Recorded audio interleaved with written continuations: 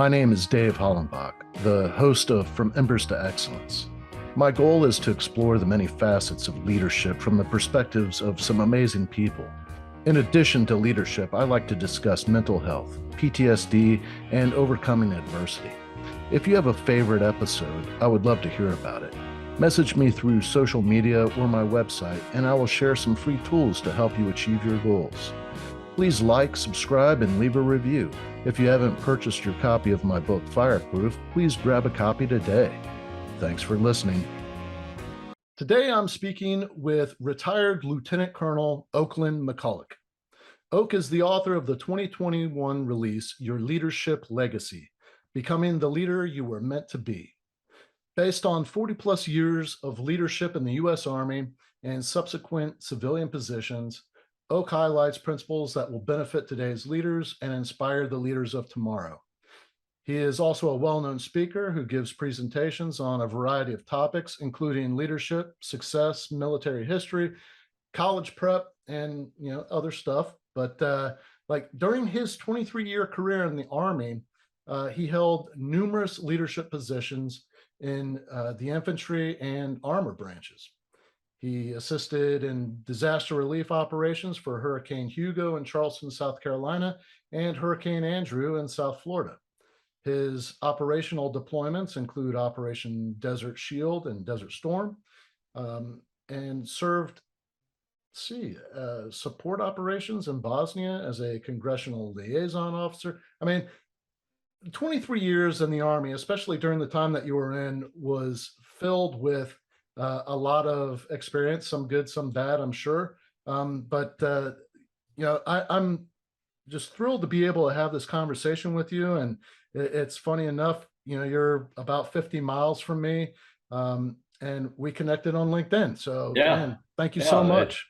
Well, thanks for having me, Dave. It really is an honor to be here. And I'm talking about Hurricane Hugo and Andrew. It's amazing. We're in the middle of a hurricane now. So it's one of those things here in Florida. Yeah. So just because this will air later on. So right now, Hurricane Ian has made landfall in southwest Florida. And, right now we're unaffected. So hopefully everybody else is faring as well. So, but yeah, let's dig in. I always like to start off by getting a feel for a person's background. So let's start off with where you were born and raised and what some of your early influences were. Yeah, Dave. I was born in Tennessee, Loudon, Tennessee, but quickly, I think by the time I was 5 or 6, my family moved to Northern Illinois. Small little farm town, Kirkland, Illinois, right in between Rockford and DeKalb, about 90 miles northwest of Chicago, 23 miles from the Wisconsin border. So just a little farm town is what it was. And, had 1,200 people there. Everybody knew everybody. I always tell the story.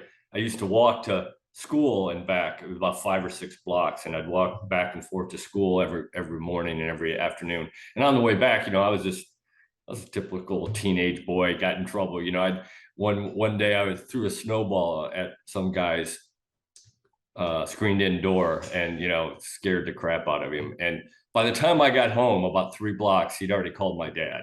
My dad was standing at the door waiting for me. Really, son? So it was just a really small school. I had 168 students in my school, played baseball, basketball, football. Our football team had 13 players on it. And so you played every minute of every game. So yeah, just a real, I loved growing up there. I wouldn't want to live there today, but I loved growing up there. It was a great place to grow up. And I guess the early people who influenced me early were really 3 people. My father, who I am who I am today because of him, no doubt about it, good or bad, good and bad. And then I had a history teacher, Mr. Schindler, who I still stay in touch with, and who is why I majored in history in college, no doubt about it. He was a great, not only a very good teacher in high school, but he cared about people, and And that's really, he's one of the first ones who kind of taught me how important it is to care about people. And then my basketball coach, Coach Nitzwicki, who I still stay in touch with, those two kind of took me under their wing and kind of showed me what it meant to be a good person and care for people. And so I still remember them like very, very well, and thank them for what they've done, what they did for me throughout my life. So when you finished up with high school, did you have a plan to join the Army? So about sophomore year, I decided I wanted to, I was captain of my sports teams. I was president of my class. I was president of student government. So I kind of liked this leadership thing. And so I thought, well, I want to be a leader, and I want to be a leader in the Army about sophomore year. And I started working toward getting into the United States Military Academy. And I did get in. And interesting story there was a young lady in our class who volunteered to help me with all my paperwork, because then we didn't have computers. You had to type everything, and she said, "Oh, I'll type everything for you," and she did, and helped me. I always tell people I wouldn't have even gotten in if it hadn't been for her, probably. And then, but it was funny because the day I graduated, I didn't see her again until last September, or last August. We had our 40th year class reunion, and that's the first time I'd seen her. And her father owned a dairy farm, and I worked on his farm all the time as a kid. And so she wasn't coming to the class reunion, so I went to her dad's farm where she was working, and I pulled up there. And when I parked in the exact same place I used to park when I was a kid coming to work there. And when I opened that door and the smell of that farm hit me, I was an 18-year-old kid again. I mean, it was just amazing how smells bring you back to things like that. But I got into West Point thanks to her and some other people, and didn't graduate from West Point. I did 2 years there, played baseball there, did 2 years, came home, helped my dad run his business. He owned a bar at that point there in a small town. Finished up in Northern Illinois University in the ROTC program, where I met my wife, who was also in the Army. She was an Army nurse for 8 years, and we met each other in ROTC, and then came on active duty and did 23 years. I always thought I'd make a career out of it, but you never know. I mean, there were people who graduated with me from Army ROTC at Northern Illinois University, who said, "I'm going to make a career out of it," and they got out after their minimum time. And there were people who said, "I'm getting out of here as soon as I can," and they retired the same time I did. So you just never know. That's great. So tell me a little bit about West Point, because I feel there's a story behind that. Well, West Point it's a great institution. And, my son eventually graduated from there as well, or he graduated from there. I did not graduate from there, but it really was that my father, he needed some help with the business. And so I came home, and I went, I joined the National Guard during that time. I was in junior college. And so I still knew eventually that's what I was going to do. I was going to be an officer. I just went about it a different way. And then, so I joined the National Guard. I was going to college in a junior college, playing ball still, and then transferred over to Northern Illinois University and went through the ROTC program. And your experience there at West Point, I would imagine it's a pretty intense curriculum. I mean, from what I've read, pretty incredible. And it's, pretty incredible just to get accepted into that institution. So I would imagine you look back on the time that you were there pretty fondly. I do. And it taught me it did teach me some things. I mean, my father was pretty disciplined, and I had a pretty disciplined life as a kid, but that still instilled even a little bit more discipline. The things about, and I do the same thing still today. I mean, when was that? That's 1981. So that was 41 years ago that I showed up at West Point. And, at West Point, in your closet, you hang things in order, your day-to-day stuff. You're a little bit more dressy than your dress uniform. I do the same thing in my closet still today, 41 years later, you know, and I still do a lot of the things because it's all about discipline, and it's about habits, and I argue it's about self-discipline. That's what real leaders have: self-discipline, not discipline. And it taught me some of those things when I was at West Point. Absolutely. Just the 2 years I was there, it taught me things that I still use today. Yeah. And when you compare and contrast that with your time at Northern Illinois, I'm sure you learned a lot of valuable lessons there going through the ROTC program because of the people that were leading the ROTC program. Absolutely. Yeah. So how would you relate those two institutions? Yeah, well, and now it's funny because now I recruit for Army ROTC, and I ran an Army ROTC program my last assignment on active duty, but now I recruit for one as a Department of the Army civilian, and I recruit people who are trying to do both things. They're trying to go to an academy, and they're also trying for the 4-year scholarship. So if they don't get into an academy, then they'll do ROTC.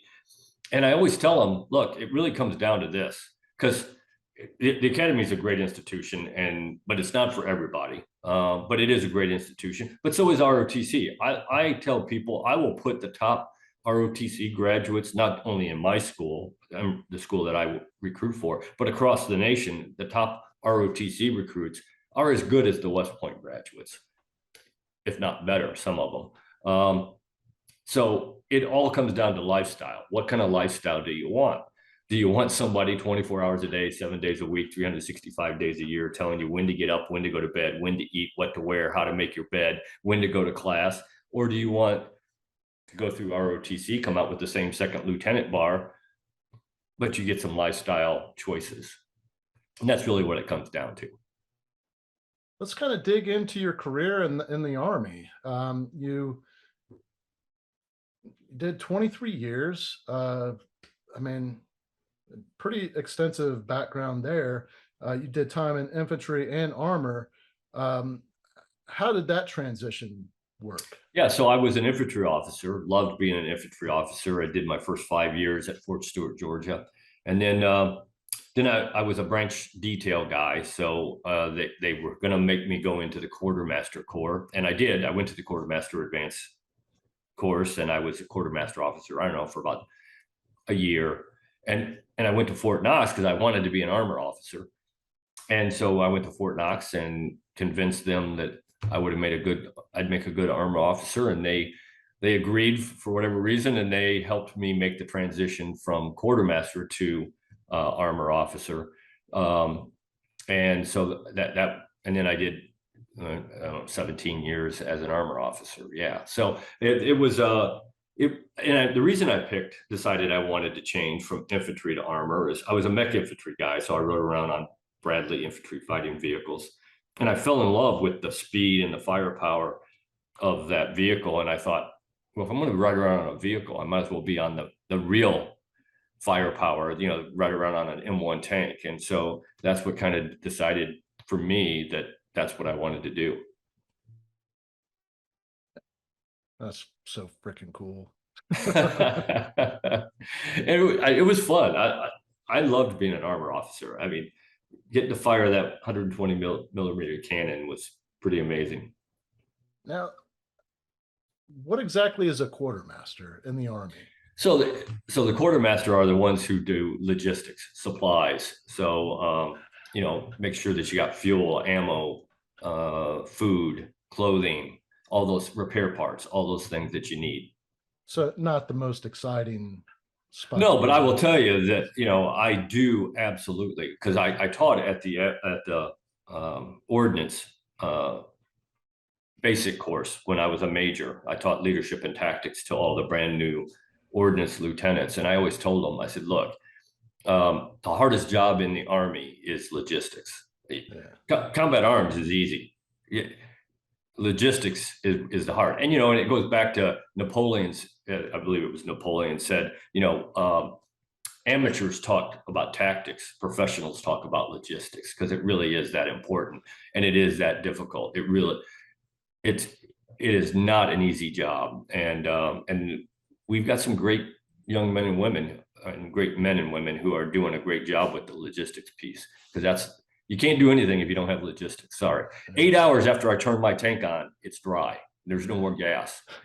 8 hours. So in 8 hours, I need another 500 gallons of fuel.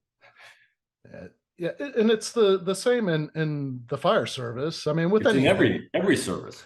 But without, I think a lot of times people in operations downplay the role that logistics has. And it's one of my best friends. He's a logistics guy for tier 1. Well, it's type 1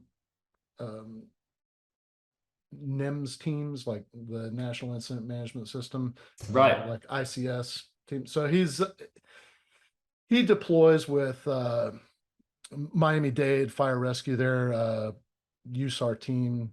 I think it's Task Force 1.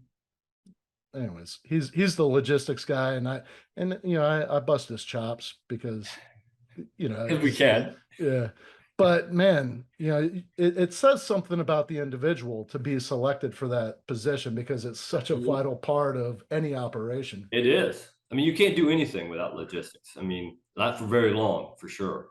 And so I still got friends who stayed in that track, and who retired lieutenant colonels and colonels from the Army, and they got to do some amazing things too. Just not the sexy things that you get to do in a tank or in a Bradley or infantry armor, whatever, but they got to do some amazing things. Like some of them. One friend who got selected to go do the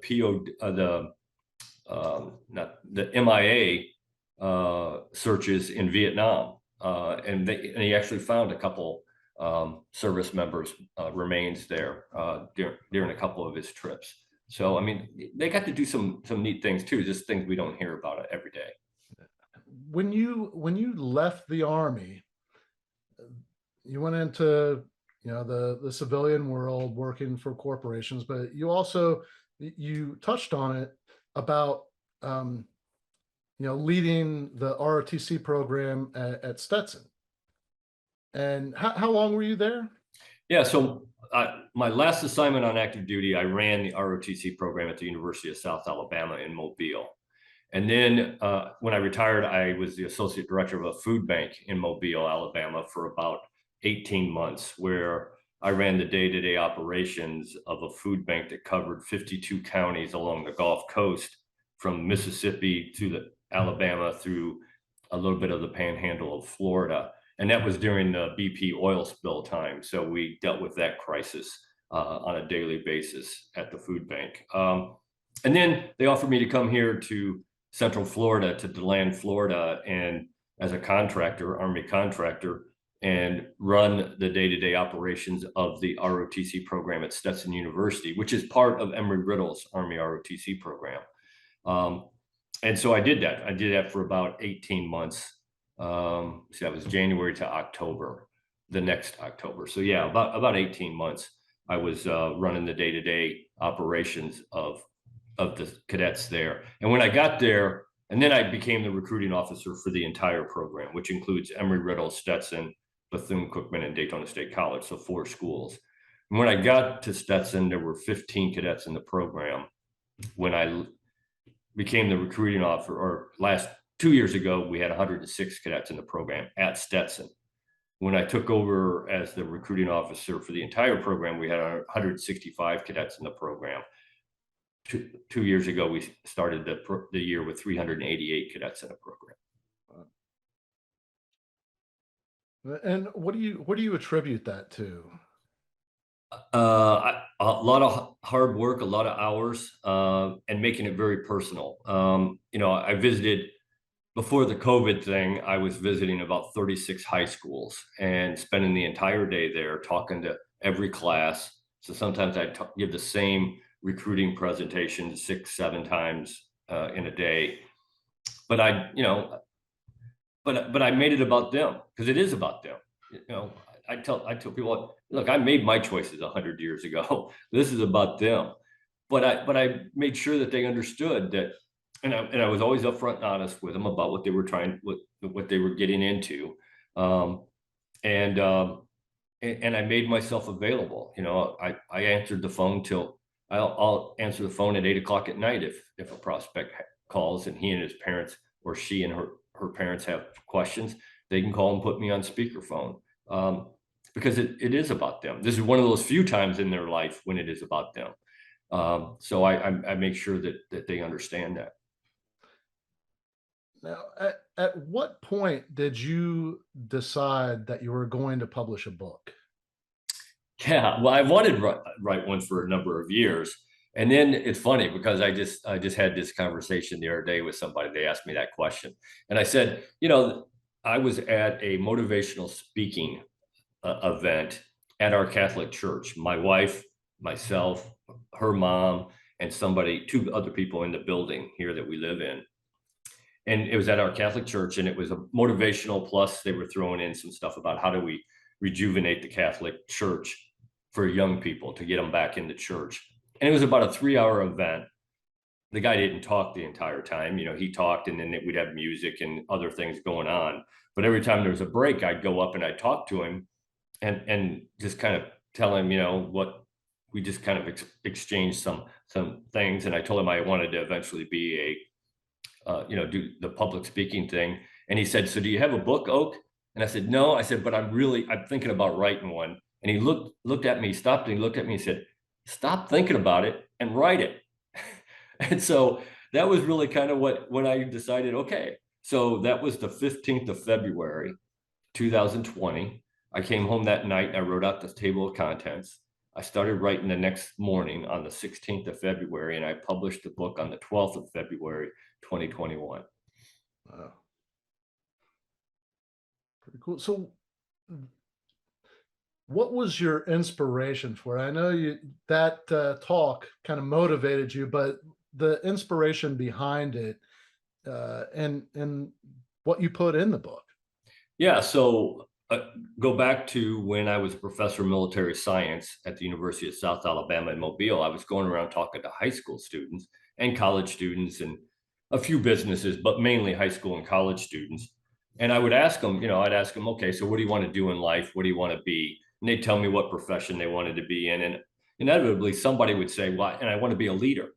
And I say, well, great. The world needs more leaders. I said, so what does that mean? What does that take? And you get that deer in the headlights look. They had no idea what it took to be a leader. That they thought they wanted to be a leader, and they probably wanted to be a leader for the wrong reasons, because they wanted a nicer title, they wanted more privileges, they wanted better pay. And let's face it, leaders get those things, and that's okay. But if that's why you want to be the leader, then go do something else, because you're never going to be a good leader. Yeah. So I came up with a presentation that explained what leaders do, what good leaders do, and what it takes to be a leader. Nothing about theory in the presentation or in my book. It's all about everyday things that everyday leaders have to do to be good. And so I came up with that. And obviously, in a 45-minute presentation or an hour presentation, you can't cover as much as you can in a book. And I would always tailor my presentation to different organizations. So I had about 15 things that I could talk about. And in a 45-minute presentation, I might talk about 6 of them or 5 of them. But I took all of those that I talk about and I put them into the book. And so that's what's in the book, is all the different variations of the presentation that I can give. I'd like to dig into the book a little bit. Like, who is the book primarily for? Like, what audience did you write it for? Yeah, I at least I thought I was right, and I think I did. If you read the reviews, I think it's got 179 reviews on Amazon. If you read the reviews, most people will agree that I think I hit what I really wanted, which was the young junior leaders, either aspiring leaders or people who are leaders, but first-time leaders or brand new leaders in corporations or in the military or wherever they're a leader. Because leadership is leadership. Doesn't matter where you learned it, doesn't matter where you practiced it. So that's who I was trying to really reach, is to give them some idea what it is that's expected of them as a leader. Because most people don't know. And I wish somebody would have kind of laid all that out for me when I was a brand new lieutenant. And I've had people tell me, where was this book 30 years ago when I was a brand new lieutenant or a sergeant in the Army or wherever? But then one of the things I've found is that I also hit people my age who I had a 2-star general from the Marines who read it.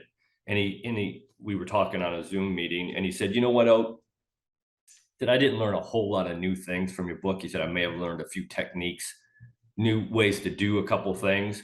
He said, but I did those things. Maybe I did them a little different. You've given me a different way I can do them. He said, but what I took out of your book was this. I was reading along and I'd come across a section and it would pop into my mind. You know what?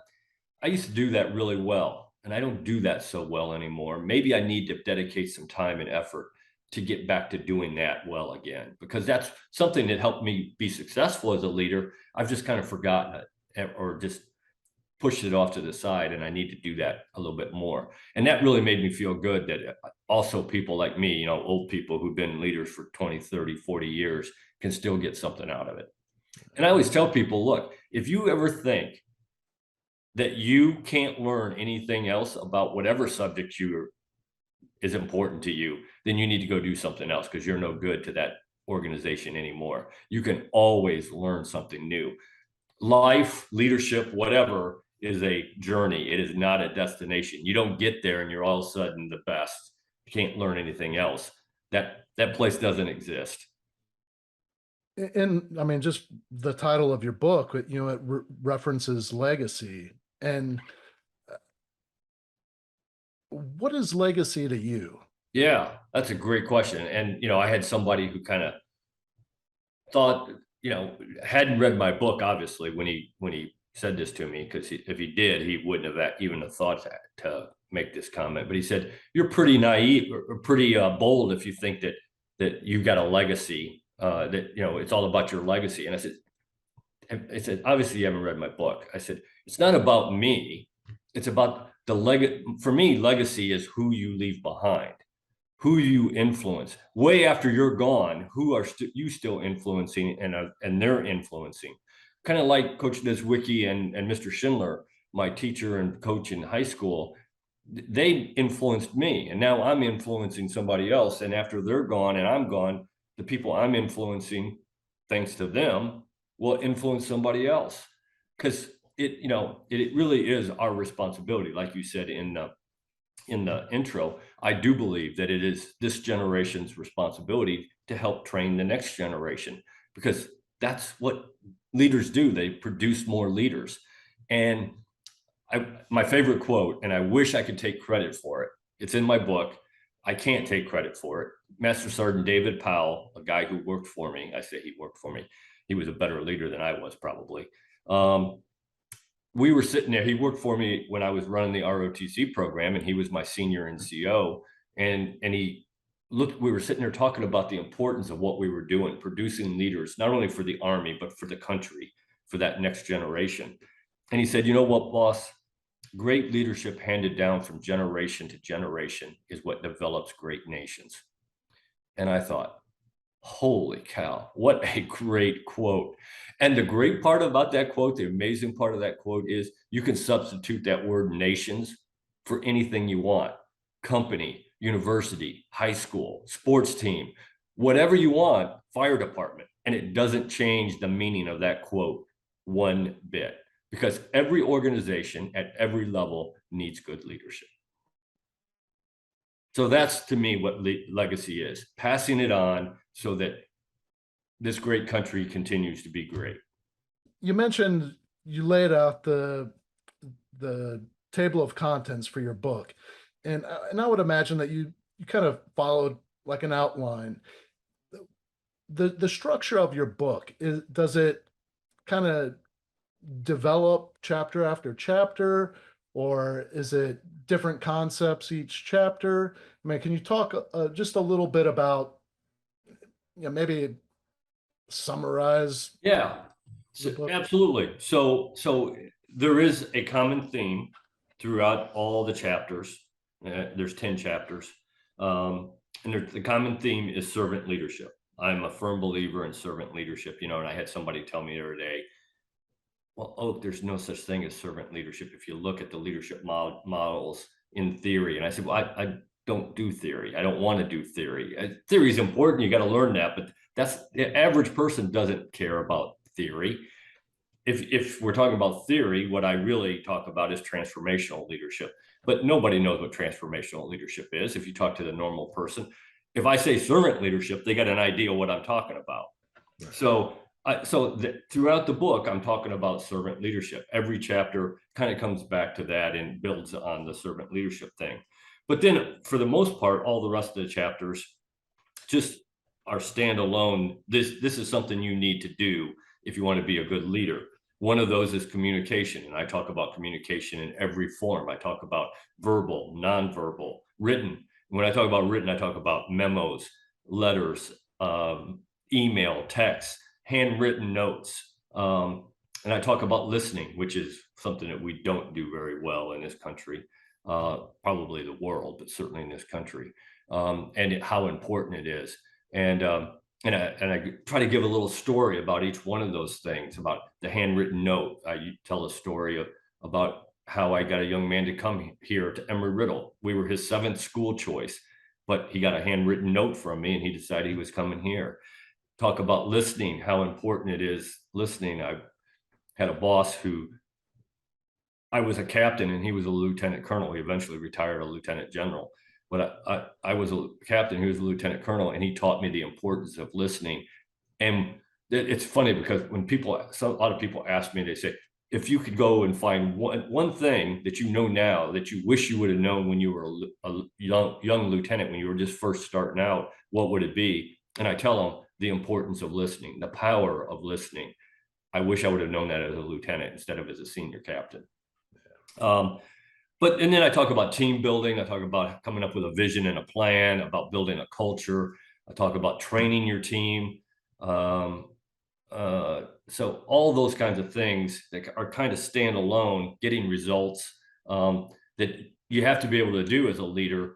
But the common theme throughout it is servant leadership, taking care of the people in your organization and taking care of your organization above your own self.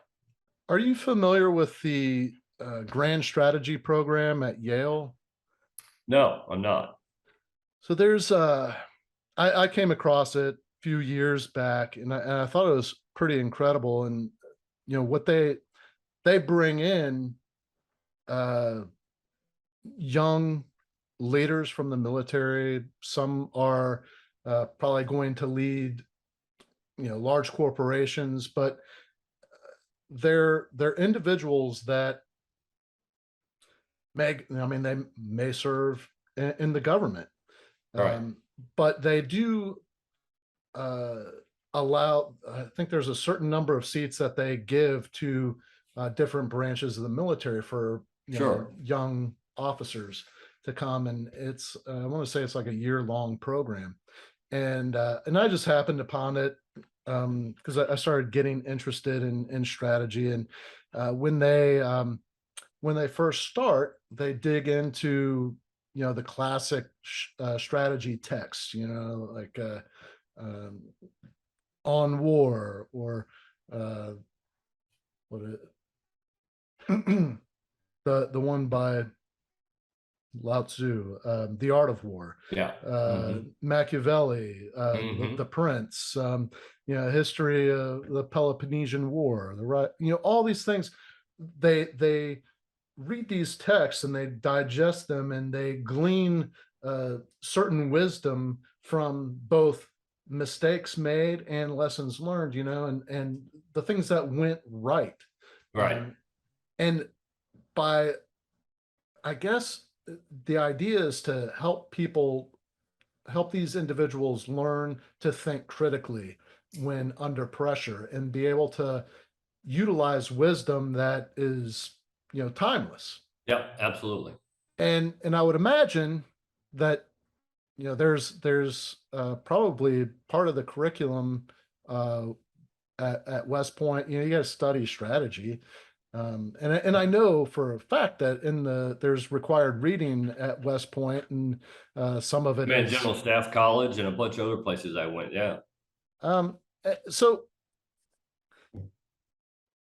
what the question I'm trying to formulate this question appropriately, like how, well, what role did strategy play in your position as an officer in armor? Um, you know, I always thought that that would be like an incredible position. It's really interesting. Um, just thinking about these grand strategies, but thinking about them militarily Right. and what you're trying to accomplish, it's scaled throughout the operation. And Right. well, first, do you talk about strategy in your book? So I talk about I don't know that I ever used the word strategy. Uh, I talk about how to do things strategic, a vision, a plan, a 5-year, 10-year plan, vision and plan, building culture, which you hope goes over a long period of time. I may have used the word strategy, I can't remember, but it's certainly that is the strategy that I'm talking about in my book, is the building of that team and that vision and that plan and the culture and how important that is. And it really is that important. I mean, building the culture of the organization is the first thing you got to do in strategic planning and strategic thought. Because I always use this. I say the three things that a leader must do for his organization at the higher levels, certainly, is come up with the vision and the plan and the culture. The vision is where you want to be 5, 10, 15 years from now. The plan's how you're going to get there on a daily basis. And the culture is the person you are, the organization. It's what the organization is on those daily basis. It's that value that you want, the values that you want your company or organization to espouse during your, to be known for, to be known about. So they really are intertwined. And I was talking to a young man, 30 years old, young for me. I don't know, but probably about 5 or 6 months ago, I was talking to him, and he was a young businessman, and his business was growing. And I was talking about culture and asking him, "So, what are you doing to invest in culture?" I said, "Because it takes time and effort and training and a lot of money, and just all those things to build a culture." And he looked at me and he said, "Colonel McCulloch, you're wrong." And I said, "What?" He said, "You're wrong. I don't have to do any of that stuff. All I got to do is hire the right people." I said, good luck with that, young man. Let me know how that works out for you. Because you'll get a culture. It isn't going to be the culture you want, but you'll get a culture. It doesn't work that way. You have to invest the time and effort. And that's the strategy part. That's the strategic part of being a leader, is thinking out that long, like you said, in scale. The day-to-day stuff, a good leader delegates a lot of the day-to-day stuff so that you can be thinking about the strategic stuff, the things that are coming down the road, so that you're going to be in front of changes that are coming, so that you're dictating the change instead of managing change. That's what a senior leader, the strategic part of being a leader, is about. The day-to-day stuff, you can have your day-to-day experts do that, the people who have been doing it for years and years and years. Like I use this example. My father's best friend when I was growing up, he worked in the Chrysler motor plant in Belvidere, Illinois for 38 years. For 38 years, he put the fender on whatever vehicle was being built on that plant, in that plant. So if you were a leader and you were having problems with fenders, who would you go talk to? I hope you would go talk to that man. You probably, if you were a good leader, you wouldn't even have a problem, because you would have relied on him to make those decisions that need to be done on a daily basis to do his job, because he's the guy who knows how to do it. So why would you tell him otherwise? Let him give him the mission, give him what you want him to do, give him the resources and the authority to make it happen, and let it happen. When you were an officer in armor, at some point, I'm sure you were charged with developing a battle strategy or something, leading Yeah, I people. was the operations officer, so I used to have to write the operations orders for the day-to-day battles and everything else that we were doing, either simulated or the day-to-day operations in Kosovo when I was there. And when you're developing that plan, is there like kind of a scripted process that you would follow? Yeah, well, there is certainly a format so that anybody can join any organization in the Army, and the format is the same. So, if you are a captain in the 82nd, but yet you come to 101st, the op order process is exactly the same throughout the Army. Now, you can have little pieces that you add or subtract, but the actual format is the same. Like, I'll give you an example. When we were in Kosovo, instead of writing it all out in a 5-paragraph order that would have been 40 pages long every week, we tried to do a map and matrix order, so that when you're riding around on your Humvee, instead of having to thumb through and find written stuff, you had your map acetated to the top of your vehicle, and you could find the things that you had to do and the important information. It's still the same. We covered the 5-paragraph thing. We just did it in a different method. We could do that in a peacekeeping operation. It's a little harder in a in a war type situation. You probably have to do the 5-paragraph op order written out, but in the peacekeeping operation, we could get away with that. So yeah, there is that certain format, but there is some leeway for you to do some things of your own, as long as you don't deviate from the things you got to cover. I don't know. I'm like thinking about how that experience translates, because I would imagine how you've written your book. You talk about legacy. I mean, that's really the end state that you're looking for. I mean, you're not even going to be around, but you're setting the stage for your legacy to live on after you. Absolutely. That's to me, that's what it's about. At this point in my life, especially, I mean, my passion is to talk to as many young men and women as I can about leadership.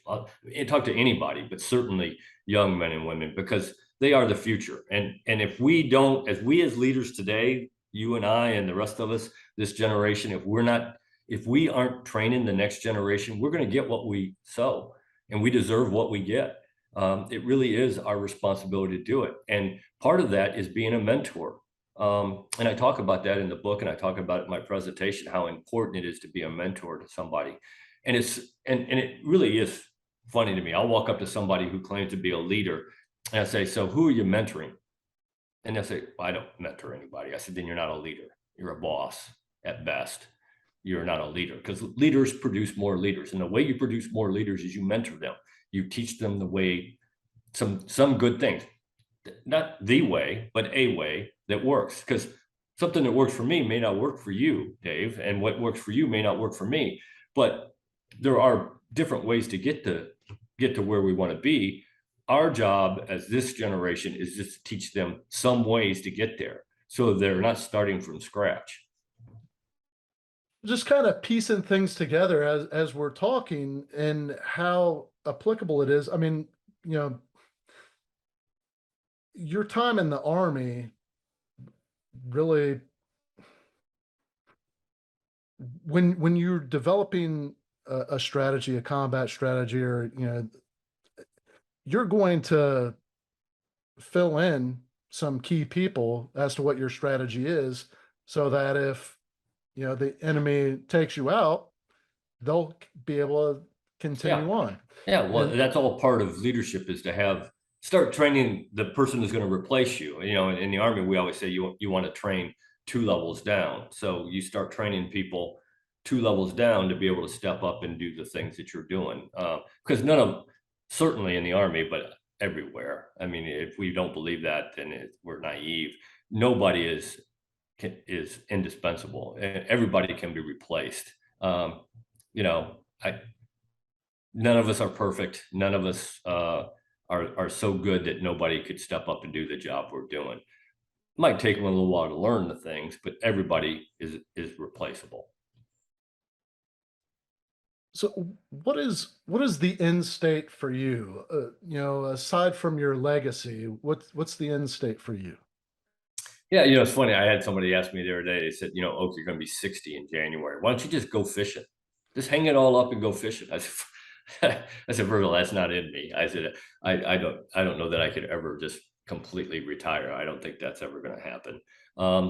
But it really is, to me, that my end state is, as long as I can and as long as people want to hear, to get out and talk to people and pass on the things that I've learned, and and be that mentor for people. I, over the years, through either running the ROTC program or working in the ROTC program for the last 11 years, I've been involved in the commissioning of I'd say probably 300 lieutenants. Some of them now are majors in the United States Army. And they still, every once in a while, one of them will give me a call or shoot me an email and say, hey, sir, I'm going through this. What's your advice? Or I've got a choice between these two jobs on my next assignment. What's your recommendation? And because I still am mentoring them, not on a day-to-day basis anymore, but when they want it and when they need it, I'm happy to be there to help. So I think just continue to be a mentor, continue to train and teach and guide as many young men and women as I can into at least the first part of their career as a leader, and then at some point let them do that same thing again. That's the legacy. Then they're doing the same thing down the road after I'm gone, and they're influencing the next generation of leaders. And what is something that you are focused on learning, something new that you're focused on learning? Yeah, well, I'm always anxious to learn. I read books. I've been doing this leadership thing for 40 years. I still read leadership books, and I still pick things up that I can do and I can use. I think one of the things that, for me, because I've been speaking for a long time, but again, if you ever think you can't learn anything new, then you gotta hang it up and do something else. I was at a conference last week in Vermont, and there were 3 keynote speakers. I was one of them, but there were 2 ladies, and one of the ladies was doing a keynote, doing her keynote. And I one of the things I advocate is keeping a leadership journal, where when you go to a presentation, you write down key things that you learn that you want to remember, or when you're reading a book, you write down the key things that you learned out of that book, or great quotes that you come across, or decisions that you've made. And I still do that still today. When I was sitting there, this lady was doing her keynote speech, and her name is Rachel Druckenmiller, great public speaker.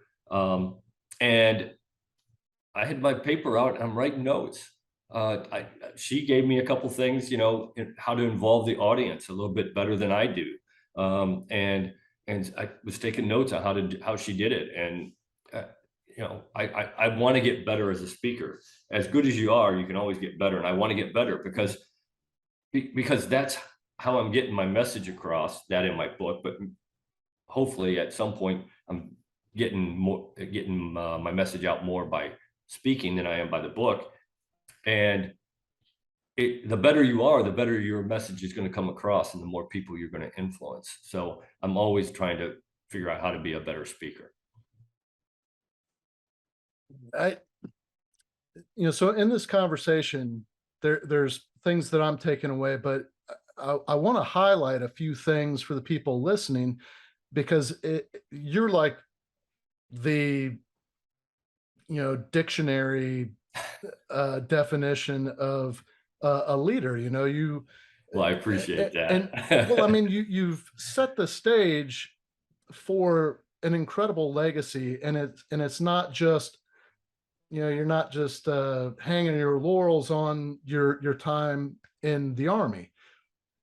day after day, you're doing things. And, I'm asking questions to go, the things that I know about leadership, I feel like these are represented in him. Let me ask a question to verify.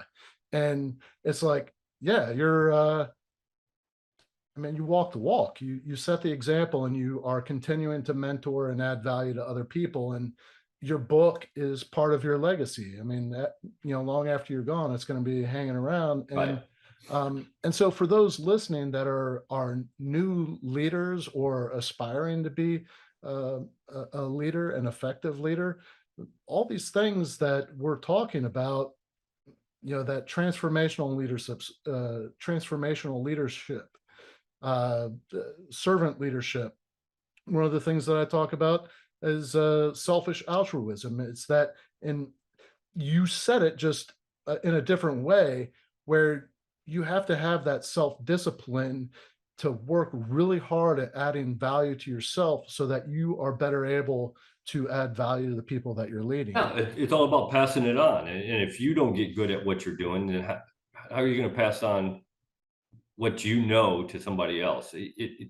Because it isn't, it is not about you. And one of the things I always say is, servant leadership it's not about you and it's all about you. And people say, well, Colonel McCulloch, how can it be not about me and then all about me? And I said, well, it's not about you and the title you get or money or privileges or any of that, but it's all about you and how you treat people in your organization and run your organization, because that's really what it's all about as a leader, is helping other people become the best they can be. And in the end, you're going to get what you want. You're going to get your nicer title. You're going to get your better pay. You're going to get rewarded because your organization is going to do well because your people are doing well. So you get it, but you get it for the right reasons, not for selfish reasons.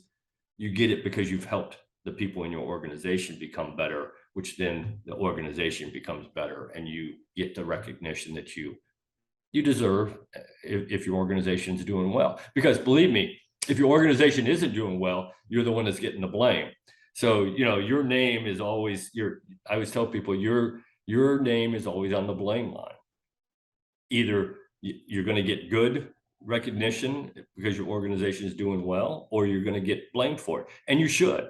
If your organization isn't doing well, you should be the one to blame, because a leader is responsible for everything that does or does not happen in his or her organization. You got to own everything. You got to own everything in your organization. It's yours. Absolutely. I'm so grateful that we were able to have this conversation, and I'm looking forward to reading your book. And for those listening that want to get your book or connect with you, I know you're on LinkedIn.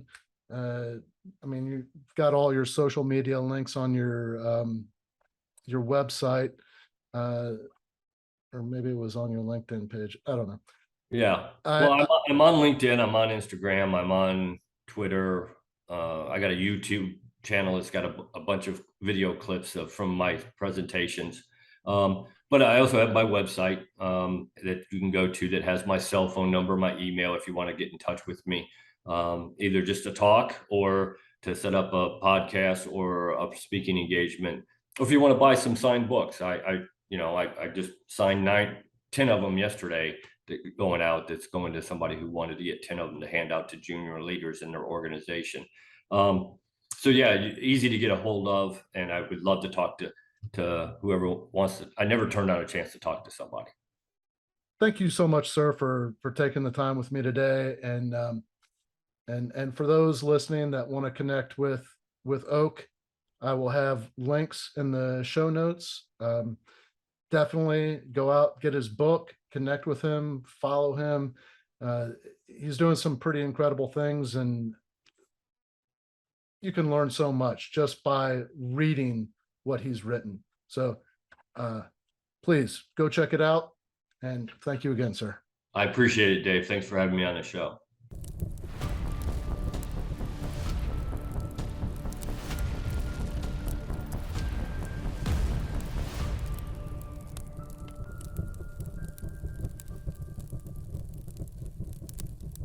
Thank you for listening to this episode of From Embers to Excellence.